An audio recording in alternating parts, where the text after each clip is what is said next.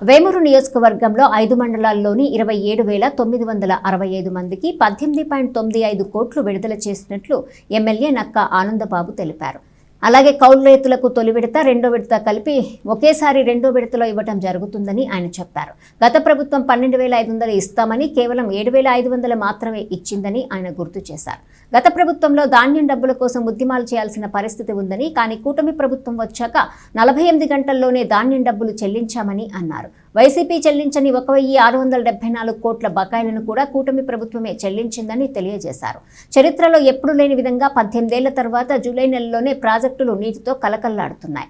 కౌలు రైతుల సంక్షేమానికి ప్రాధాన్యతనిస్తూ వారి జీవితాలను ఆర్థికంగా బలోపేతం చేసే దిశగా 3,826 కోట్లు పంట రుణాలుగా మంజూరు చేసినట్లు వేమూరు ఎమ్మెల్యే నక్కా ఆనందబాబు తెలియజేశారు. ఈ కార్యక్రమంలో వేమూరు నియోజకవర్గ పరిధిలోని రైతులు, తెలుగుదేశం పార్టీ కూటమి నాయకులు, కార్యకర్తలు అధిక సంఖ్యలో పాల్గొన్నారు.